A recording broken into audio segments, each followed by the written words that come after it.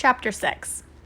Stanley took a shower, if you could call it that, ate dinner, if you could call it that, and went to bed, if you could call it his smelly and scratchy cot a bed.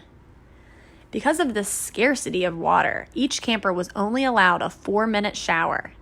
It took Stanley nearly that long to get used to the cold water. There was a knob for hot water. He kept stepping into, then jumping back from, the spray until the water shut off automatically.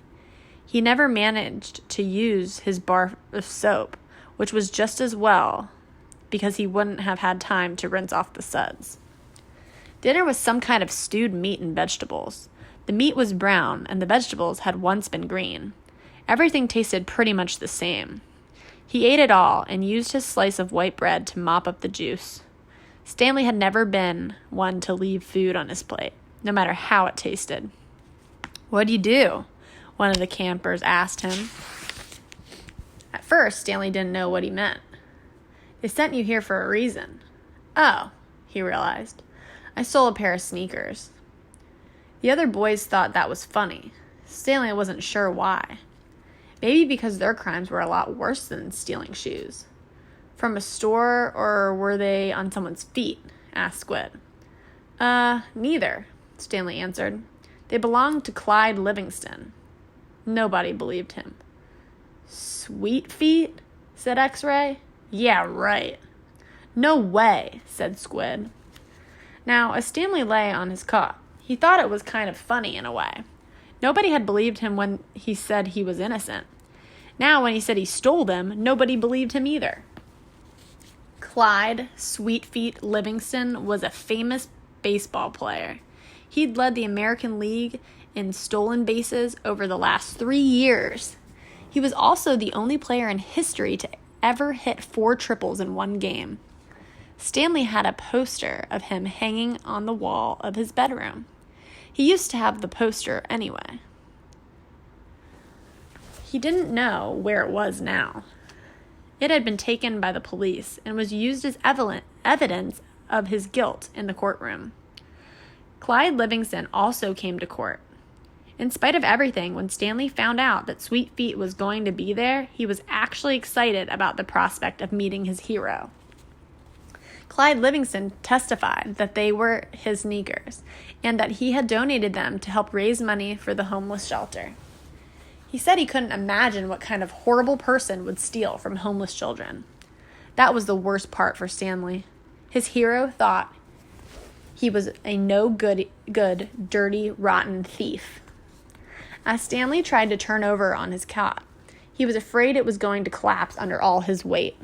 He barely fit in it. When he finally managed to roll over on his stomach, the smell was so bad that he had to turn over again and try sleeping on his back. The cot smelled like sour milk.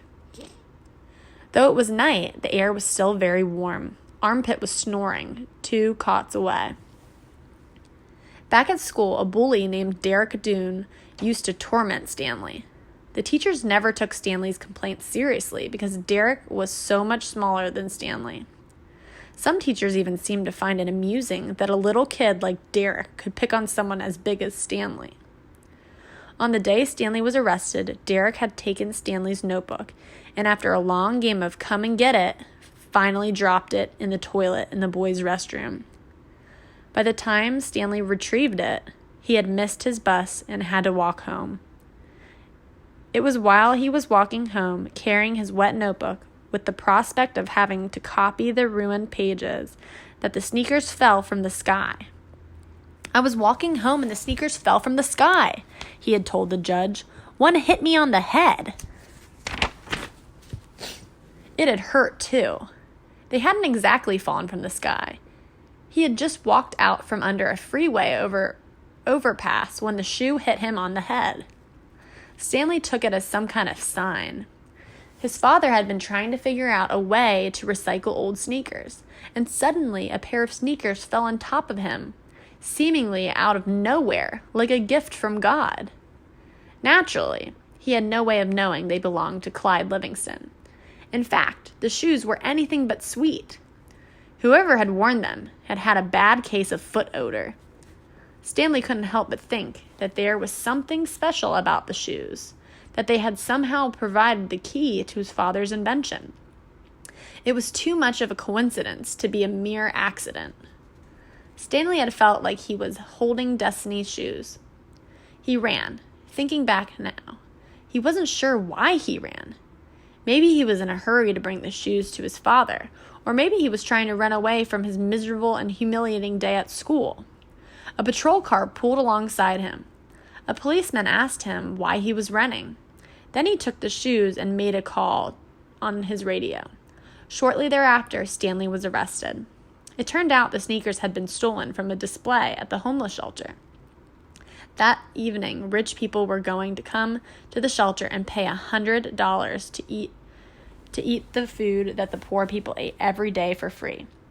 Clyde Livingston, who had once lived at the shelter when he was younger, was going to speak and sign autographs. His shoes would be auctioned, and it was expected that they would sell for over $5,000. All the money would go to help the homeless.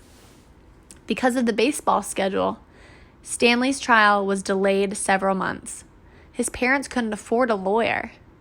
"You don't need a lawyer," his mother had said. "Just tell them the truth." Stanley told the truth, but perhaps it would have been better if he had lied a little. He could have said he found the shoes in the street. No one believed they fell from the sky. It wasn't destiny, he realized. It was his no-good, dirty, rotten, pig-stealing great-grandfather. The judge called Stanley's crime despicable.